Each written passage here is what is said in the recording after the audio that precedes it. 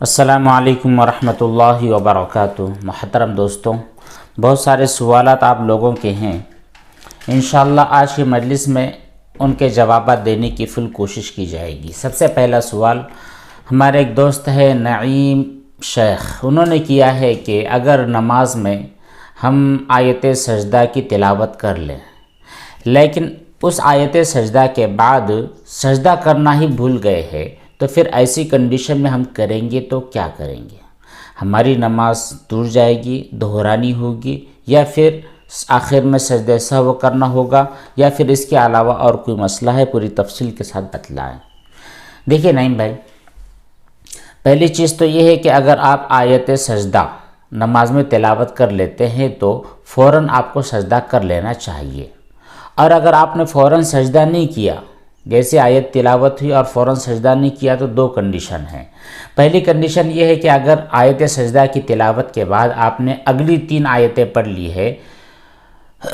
پھر اس کے بعد میں رکوع کر لیا ہے، اور رکوع میں بھی سجدہ تلاوت کی جو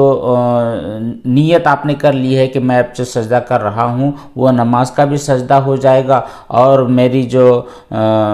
آیت سجدہ میں نے تلاوت کی ہے اس کا بھی سجدہ ہو جائے گا، تو ایسی کنڈیشن میں آپ کے ایک ہی سجدے میں دونوں کام ہو چکے ہیں۔ لیکن اگر آپ نے سجدے کی نیت نہیں کی تھی اور ویسے ہی آپ نے نماز کو مکمل کر لی ہے، تو اب وہ جو نماز میں آپ نے سجدے کی تلاوت کی تھی، آیت سجدہ کی تلاوت کی تھی، اب اس کی قضا نہیں ہوتی ہے۔ اس پوری بات کو آپ اچھی طرح سمجھ لیں۔ اور اگر آپ نے آیت سجدہ تلاوت کر لی، اس کے بعد 3 آیتوں سے زیادہ تلاوت کر لی ہے، تو جب تک نماز جاری رہے، اگر نماز کے دوران آپ کو کبھی بھی یاد آ جائے کہ میری ایک آیت تلاوت کی گئی ہے جس کا سجدہ کرنا میرے لیے ضروری تھا، تو جب بھی آپ کو یاد آتی ہے فوراً آپ آیت سجدہ کی تلاوت کر لیں، سجدہ کر لیں۔ محمد دانش کہتے ہیں کہ السلام علیکم مفتی صاحب، ایک بات مجھ کو یہ پوچھنی تھی کہ نبی صلی اللہ علیہ وسلم کے واسطے سے دعا مانگنا کیا شرک ہے؟ پلیز بتلائیے۔ نبی کریم صلی اللہ علیہ وسلم کے واسطے سے اور آپ کے وسیلے سے دعا مانگنا یہ شرک نہیں ہے۔ اس کے لیے بہت ساری چیزیں دلائل کے طور پر پیش کی جا سکتی ہے۔ پہلی چیز تو یہ ہے کہ اگر کوئی آدمی خود اپنے نیک اعمال کے وسیلے سے دعا مانگتا ہے، جیسے کہ حدیث شریف کے اندر ہے 3 شخص ایک غار میں پھنس گئے تھے، پھر ان تینوں نے اپنے اپنے اعمال کا صلہ دے کر اللہ تعالیٰ سے نجات کی دعا مانگی تو اللہ نے انہیں نجات عطا کر دی۔ اسی طرح نبی کریم صلی اللہ علیہ وسلم کے پاس ایک نابینا شخص آیا، اور آنے کے بعد اس نے اپنی تکلیف کی شکایت کی، تو نبی کریم صلی اللہ علیہ وسلم نے ارشاد فرمایا کہ 2 رکعت نماز پڑھے اور اپنے وسیلے سے دعا کرنے۔ تو اس کے بعد نبی کریم صلی اللہ علیہ وسلم کی تلقین کے بعد اس بندے نے دعا کی اور اللہ تعالیٰ نے اس کی بینائی کو لوٹا دیا۔ تو ان دونوں احادیث سے یہ پتہ چلتا ہے کہ اگر ہم اولیاء اور نبی کریم صلی اللہ علیہ وسلم یا پھر آپ خود اپنے نیک اعمال کے وسیلے سے دعا کرنا چاہیں تو یہ بالکل جائز ہے، اس میں کوئی شرک کی بات نہیں ہے، اس میں کوئی گناہ کی بات نہیں ہے۔ واصف پٹیل کہتے ہیں کہ مفتی صاحب، سوتے وقت مچھر کوئل لگائی جاتی ہے، اس کا جو دھواں ہوتا ہے اگر وہ دھواں خشک ناک میں چلا جائے یا اس کی خوشبو ناک میں چلی جاتی ہے تو ایسی کنڈیشن میں ہمارا روزہ ٹوٹ جائے گا یا نہیں؟ دیکھیے، مچھر کو مارنے کے لیے آپ جو بھی فاس کارڈ استعمال کرتے ہیں یا جو اگربتی ہوتی ہے اس کا یوز کرتے ہیں، یا پھر باقاعدہ جو الیکٹرک جو جلایا جاتا ہے لیکوڈ، ان تینوں کی وجہ سے جو خوشبو نکلتی ہے یا جو دھواں نکلتا ہے، اگر وہ خود بخود آپ کے اختیار کے بغیر خود بخود آپ کے منہ میں چلا گیا ہے تو اس کی وجہ سے آپ کا روزہ فاسد نہیں ہوا۔ لیکن اگر آپ نے باقاعدہ ان کو جلایا ہی اس لیے ہے کہ ان کا دھواں آپ اپنے منہ کے اندر لیتے رہے تو اس کنڈیشن میں آپ کا روزہ فاسد ہو جائے گا۔ تو بہتر یہ ہے کہ آپ روزے کی حالت میں ان کو یوز نہ کریں، ایسی جو دھویں والی چیزیں ہیں ان کو جلایا نہ کریں تاکہ کسی قسم کا شک شبہ پیدا نہ ہو۔ رشیدہ خان کہتی ہیں السلام علیکم مفتی صاحب، میرا سوال یہ ہے کہ میں نے اپنے بھائی کے پاس اپنے اسکالرشپ کے جو پیسے ہوتے ہیں وہ بھیجے تھے کچھ خریدنے کے لیے، پھر میرے بھائی نے وہ اسکالرشپ کے جو پیسے تھے وہ ایسے ہی پیسے تھے جو میرے لیے جائز نہیں تھے، یعنی میرے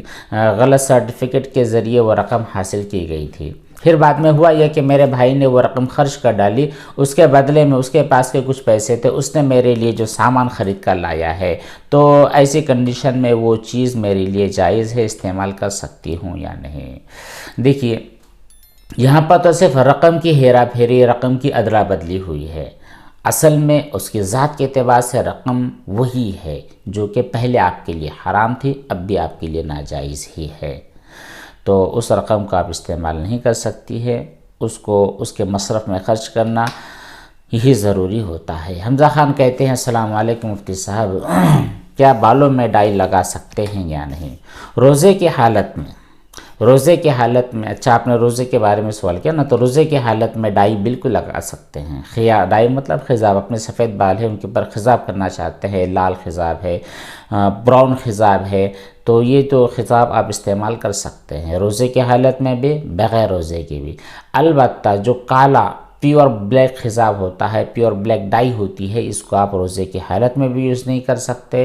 اور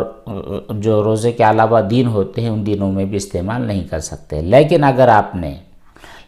آپ نے یوز کر لیا ہے، ڈائی کر لیا، تو اس کی وجہ سے آپ کا روزہ فاسد نہیں ہوگا۔ محمد ہاشم انصاری کہتے ہیں کہ مفتی صاحب میرا نام ترنم، اچھا آپ کی آئی ڈی سے ترنم جی، آپ نے کسی کی آئی ڈی سے سوال کیا ہے، تو میرا نام ترنم ہے، میرا سسرال میں بجلی کا جو ہیٹر ہے ان کا استعمال کیا جاتا ہے، اور وہ جو ہیٹر میں ہے کسی قسم کی گڑبڑی کر کے بل کو بچایا جاتا ہے، غرض ہے کہ وہ جو بجلی استعمال ہوتی ہے وہ میری نظر میں حلال اور جائز نہیں ہوتی ہے، چوری والی بجلی ہوتی ہے، لیکن گھر میں مجھ کو اسی کے ذریعے کھانا پکانا پڑتا ہے، میں مجبور ہوں، جو گھر والے حکم دیتے ہیں وہی مجھ کو کرنا ہوتا ہے، تو کیا میرے لیے اس کا استعمال حرام ہوگا یا نہیں، پلیز بتلائیں۔ دیکھیے ترنم جی، اسلام میں جس طرح کسی پرسنل آدمی کے مال کو چوری کرنے کی وجہ سے اس کو چوری کہا جاتا ہے، بالکل اسی طرح گورنمنٹ کے جو ملکیت والی چیزیں ہوتی ہے، بجلی ہوتی ہے، پانی ہوتا ہے، ان تمام چیزوں کی چوری کرنے کو بھی چوری ہی کہا جاتا ہے، ٹھیک ہے۔ اس لیے ہیٹر کا جو کنیکشن آپ کے یہاں پر ہے اسے چوری کر کے کسی گڑبڑی کے ذریعے اس میں کھانا بنایا جاتا ہے، تو پھر ایسی کنڈیشن میں اس کا استعمال کرنا آپ کے لیے جائز نہیں ہے، اس کا جو تاوان ہے تاوان ادا کرنا ہوگا۔ مطلب یہ ہے کہ جو مال ضبط کیا ہے یا پھر غلط طریقے سے گھر والوں نے استعمال کیا ہے، ان کے لیے ضروری ہے کہ اتنی رقم وہ جو بجلی وبھاگ ہوتا ہے وہاں تک پہنچا دے، ان تک وہ پہنچا دے اور کہہ دے کہ ہم نے یہ غلط طریقے سے استعمال کیا تھا وغیرہ، جو بھی کہہ سکتے ہیں۔ لیکن اگر آپ نے کسی مجبوری میں وہاں پر کھانا پکا لیا ہے، اس چوری والی بجلی کا استعمال کر لیا ہے، تو وہاں پر پکایا گیا کھانا آپ کے لیے حرام نہیں ہوتا ہے، وہاں پر گرم کیا گیا پانی آپ کے لیے حرام نہیں ہوتا ہے، گناہ ضرور ہوتا ہے لیکن ان کا استعمال، ان کا کھانا پینا آپ کے لیے صحیح ہوگا۔ دوسرا سوال آپ کا یہ ہے کہ غسل کرتے ٹائم ایک دفعہ لنگی پہن کر، اچھا ایک صاف لنگی پہن کر ناپاک کپڑے دھو رہے ہوتے ہیں، پھر وہ چھینٹے میرے صاف لنگی پر لگ جاتے ہیں، پھر ہم وہی لنگی پہن کر مگے سے غسل کر لیتے ہیں، تو میرا غسل صحیح ہوگا یا نہیں؟ غسل آپ کا صحیح ہو جائے گا۔ آپ نے جو کہا ہے کہ اس پر گندے چھینٹے لگ جاتے ہیں، تو اگر گندے چھینٹوں سے مراد آپ کی ناپاک چھینٹے ہیں، دیکھیے ناپاکی الگ ہوتی ہے، گندگی الگ ہوتی ہے، تو اگر ناپاکی والے جو چھینٹے لگے ہیں تو بہتر ہی ہے کہ آپ پہلے جو گندگی ہے ان کو صاف کر دیں، تاکہ بعد میں آپ کسی بھی قسم کے شک میں، وہم میں، ٹینشن میں مبتلا نہ ہو۔ اور اگر صرف گندگی ہے، ڈسٹ جس کو کہا جاتا ہے، دھول مٹی جس کو کہا جاتا ہے، تو ایسے چھینٹے اگر لگے ہیں تو پھر کوئی ٹینشن والی بات نہیں ہے، فوراً بھی آپ غسل کر سکتے ہیں۔ اعجاز خان کہتے ہیں السلام علیکم حضرت، وسوسے سے میں بہت زیادہ پریشان ہوں، مجھے اللہ تعالیٰ کی ذات اور اس کی صفات کے متعلق وسوسے آتے ہیں۔ مثال کے طور پر وسوسہ آتا ہے کہ اللہ تعالیٰ ہر چیز پر قادر ہے، تو کیا وہ اپنے علم کے بغیر بھی اس کائنات کو غیر سکتا ہے؟ رہنمائی فرمائیں۔ دیکھیے غیر اختیاری طور پر جو وسوسے آتے ہیں اور آپ ان آنے والے وسوسوں کو برا سمجھتے ہیں تو عین یہ آپ کے ایمان کی علامت ہے، کیونکہ حدیث مبارکہ میں آتا ہے کہ حضرت ابو ہریرہ رضی اللہ تعالیٰ عنہ سے روایت ہے کہ صحابہ کرام رضوان اللہ تعالیٰ علیہم اجمعین میں سے کچھ لوگ آپ صلی اللہ علیہ وسلم کی خدمت میں حاضر ہوئے اور عرض کرنے لگے کہ اللہ کے نبی، ہم اپنے دلوں میں کچھ ایسے خیالات پاتے ہیں کہ ہم میں سے کوئی ان کو اپنی زبان پر نہیں لا سکتا، اتنے گندے اور اتنے برے خیالات ہوتے ہیں۔ آپ صلی اللہ علیہ وسلم نے فرمایا کہ کیا واقعی ایسی بات ہے کہ تم ان خیالات کو اپنے دل میں پاتے ہو اور اس کو تم برا بھی سمجھتے ہو؟ تو صحابہ نے عرض کیا کہ اللہ کے نبی صلی اللہ علیہ وسلم بالکل۔ تو آپ نے ارشاد فرمایا کہ یہی تو ایمان کی واضح علامت ہے۔ لہٰذا دیکھیے بھائی، یہ جو وسوسے اور جو خیالات آپ کے دماغ میں آ رہے ہیں اللہ تعالیٰ کی ذات اور اس کی صفات کے متعلق، تو آپ اس بارے میں بہت زیادہ پریشان نہ ہوں، بلکہ آپ اس کا پراپر علاج کریں۔ علاج اس کا یہ ہے کہ ان کی طرف آپ کو بالکل دھیان نہیں دینا ہے۔ بعض علماء نے وسوسوں میں مبتلا شخص کے لیے اس کی تسکین اور اس کی تسلی کے لیے کہا ہے کہ جس طرح چور اس کے گھر میں جاتا ہے جہاں کچھ مال و متاع ہوتا ہے، بالکل اسی طرح چور ایسے گھر میں جاتا ہے جہاں پر کچھ مال ہو، سامان ہو، زیورات ہو، کیش ہو، وہیں پر جاتا ہے۔ تو بالکل اسی طرح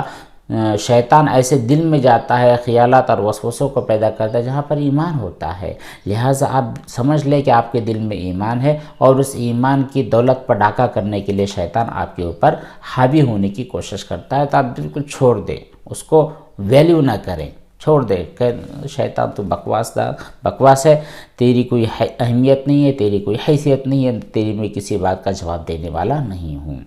اسی کے ساتھ ساتھ ان وسوسوں کے علاج کے لیے جو نبی کریم صلی اللہ علیہ وسلم کے نسخے ہیں ان کو بھی آپ اپنا سکتے ہیں۔ سب سے پہلے آپ اعوذ باللہ کا کثرت سے ورد کریں۔ اسی طرح آمنت باللہ و ملائکتہ و کتبہ و رسلہ، جو ایمان مجمل ہے، ایمان مفصل ہے، اس کو بار بار پڑھتے رہیں۔ تیسرا وظیفہ یہ ہے کہ هو الاول والآخر والظاہر والباطن وهو بكل شيء علیم، اس کا بھی کثرت سے ورد کرتے رہیں۔ ربی اعوذ بک من ہمزات الشیاطین واعوذ بک ربی ان یحضرون، اس دعا کو بھی کثرت سے آپ پڑھتے رہیں۔ انشاءاللہ اللہ تعالیٰ آپ کو شیطانی وساوس اور خیالات سے آپ کی حفاظت فرمائیں گے۔ شاید 46 کہتے ہیں، السلام علیکم مفتی صاحب، میرا سوال یہ ہے کہ ہم غیر مسلم کے گھر میں کرائے پر رہتے ہیں اور ہمارے گھر میں الگ سے انڈر گراؤنڈ ٹانکی لگی ہوئی ہے صرف ہمارے لیے، لیکن آج وہ باہر سے پانی کا ٹینکر منگوائے تھے اور اس کو ہمارے جو انڈر گراؤنڈ ٹانکی وہاں پر خالی کر رہے تھے۔ جب خالی کیا جا رہا تھا تو ہمارے گھر کا جو مالک ہے، اس کا جو بیٹا ہے، اس نے بہتے ہوئے پانی کے اندر اپنے ہاتھوں کو دھو دیا ہے، تو کیا وہ پانی پاک ہے یا ناپاک؟ اس سے ہم غسل وضو کر سکتے ہیں یا نہیں؟ دیکھیے شاہد بھائی، عام طور پر یہ دیکھا گیا ہے کہ جب پانی سوچھ ہوتا ہے، بالکل پاک صاف ہوتا ہے، کلین ہوتا ہے، تو لوگ اس کو یوں ہی اس کے اندر گندگی ڈالتے نہیں۔ یہ عام لوگوں کی عادت ہے، یعنی ایک برتن سے آپ دوسرے برتن میں ڈال رہے ہوں، یا ایک ٹینکر سے دوسرے ٹینکر میں، یا ٹینکر سے آپ ٹانکی میں ڈال رہے ہو، تو عام طور پر لوگوں کی سوچ یہ ہوتی ہے کہ یہ استعمال کے لیے بھرا جا رہا ہے، اس لیے ہمیں اس کو گندا نہیں کرنا ہے۔ تو کوئی بھی سمجھدار آدمی، اس کے ہاتھ میں اگر ناپاکی لگی ہو تو وہاں پر جا کر وہ اپنے ہاتھوں کو دھوتا نہیں ہے۔ ہاں، کم اتنا ہو سکتا ہے کہ ہاتھ پر ڈسٹ لگے، جیسے پائپ وغیرہ کی فٹنگ کی جا رہی تھی اور فٹنگ کے دوران کچھ چھینٹے اڑ گئے، کچھ مٹی اڑ گئی، کچھ ڈسٹ اڑ گئی، تو ڈسٹ کی صفائی کے لیے یوں ہی تھوڑا بہت ہاتھ کے اوپر پانی ڈال سکتا ہے، ناپاکی صاف نہیں کر سکتا۔ یہ عام طور پر دیکھنے میں آیا ہے۔ تو میرے خیال کے مطابق آپ کے ساتھ بھی یہی معاملہ ہوا ہے۔ وہ جو مالک مکان کا، اس کا جو بیٹا ہے، اس کے ہاتھ پر ناپاکی، جیسے پیشاب، پاخانہ، خون، یہ سب چیزیں نہیں ہوگی۔ ہو سکتا ہے ٹینکر کے وہ جو پلگ کھولنے بند کرنے کے وقت میں، یا پھر اس کے پائپ کے اندر کچھ مٹی وغیرہ ہو، وہ مٹی ہاتھ پر لگی ہے تو اس کو دھلنے کے لیے، اس کو صاف کرنے کے لیے اس نے وہاں پر ہاتھ دھو ڈالے ہو، تو اس کی وجہ سے آپ کا جو پانی ہے وہ پانی ناپاک نہیں ہوا ہے، ٹینشن بالکل نہ لیں۔ محمد یوسف کہتے ہیں کہ مفتی صاحب، مجھے سوتے وقت برے خیالات آتے ہیں اچھا ہے۔ اس کے بعد میں نے ہاتھ شرمگاہ کو ٹچ کیا، لیکن ٹچ وغیرہ نہیں کیا، لیکن میں نے خارج اچھا کچھ بھی نہیں کیا، میں نے خارج بھی نہیں ہوئی۔ اس کے بعد میں سو گیا۔ نیند سے اٹھنے کے بعد دیکھا تو احتلام ہوا تھا، کیا میرا روزہ ٹوٹ گیا؟ دیکھیے احتلام ہوا ہے، یہ آپ نے جلق نہیں کی ہے، یا یہ کہ پھر اس کو مشتزنی کہا جا سکتا ہے، آپ نے یہ نہیں کیا ہے۔ احتلام آپ کو نیند میں ہوا ہے، ایسی کنڈیشن میں آپ کا وہ روزہ صحیح ہو چکا ہے، فاسد نہیں ہوا ہے، ٹینشن لینے کی ضرورت نہیں ہے۔ حفصہ مزمل کا سوال ہے، کافی سوالات ہیں، چلیے آخری سوال ہے۔ تو حفصہ مزمل کہتی ہے کہ السلام علیکم مفتی صاحب، ایک مسئلہ درپیش ہے، پلیز اس کا حل بتلا دیں۔ مجھے کسی نے کچھ کپڑے دیے تھے پر پہننے کے لیے، پھر میں نے انہیں چیک نہیں کیا اور ویسے کپڑوں کو پہن لیا، تو 3-4 گھنٹوں کے بعد واش روم جانے کے بعد میری نظر پڑی کہ شلوار کے اوپر ایک دھبا لگا ہوا ہے، جیسے کہ خون کا دھبا ہوتا ہے، اس کو دھو دیا جاتا ہے، پھر دھونے کے بعد کچھ ہلکا پیلا سا کلر داغ باقی رہتا ہے، وہ مجھ کو نظر آیا ہے، تو کیا اب وہ کپڑا پاک ہے ناپاک ہے؟ اب مجھ کو پورا غسل کرنا ہوگا، کیا ہوگا؟ دیکھیے حفصہ جی، آپ نے وہ جو کپڑا استعمال کیا ہے، خود آپ دیکھ کر کے یہ سمجھ پا رہی ہے کہ وہ کپڑا تھا ناپاک، لیکن اس کو دھونے کی کوشش کی گئی ہے۔ جب بلڈ ہوتا ہے، پیور بلڈ ہوتا ہے، تو بالکل ریڈ کلر اور ڈارک لال کلر ہوتا ہے، لیکن جب اس کو دھو لیا جاتا ہے تو وہ ڈارک پنا ختم ہو جاتا ہے اور ہلکا پیلا سا یا پھر ہلکا براؤن سا یا پھر تھوڑا سا سرخی مائل کلر باقی ہوتا ہے، یہ بالکل دھونے اور صاف کرنے کے بعد، تو یہ کنڈیشن پاک والی ہوتی ہے۔ وہ اس لیے کہ جو بلڈ ہوتا ہے ایک مرتبہ میں ہی دھونے سے مکمل طور پر ختم نہیں ہوتا ہے، جتنی طاقت انسان کے اندر ہوتی ہے، فل طاقت سے بھی اگر دھو لیا تو پورا جو ڈارک کلر ہوتا ہے وہ ختم ہوتا ہے، لائٹ سا کلر ابھی تک باقی ہوتا ہے، جیسے کہ آپ کے شلوار میں ہے۔ تو مسئلہ یہ ہے کہ آپ کی وہ شلوار جس کی بھی ہے، اس نے دھونے کی کوشش کی تھی، فل کوشش کی تھی، ٹرائی کیا تھا انہوں نے، لیکن اب تک وہ بلڈ مکمل طور پر ختم نہیں ہوا ہے، لیکن کپڑا پاک ہو چکا ہے، آپ اسے بالکل یوز کر سکتے ہیں، آپ کی نماز صحیح ہے، آپ کے ذکر و اذکار صحیح ہے، قرآن کریم کی تلاوت صحیح ہے، اس کی وجہ سے آپ کو فل باڈی دھونے کی اور غسل کرنے کی بالکل ضرورت نہیں ہے۔ بس اتنے ہی سوالات، اس کے علاوہ اور جو سوالات رہیں گے انشاءاللہ اگلی نشست میں، اگلی مجلس میں ان کے جوابات ضرور دیے جائیں گے۔ اللہ تبارک و تعالیٰ عمل کی توفیق بخشے۔ والسلام علیکم ورحمۃ اللہ وبرکاتہ۔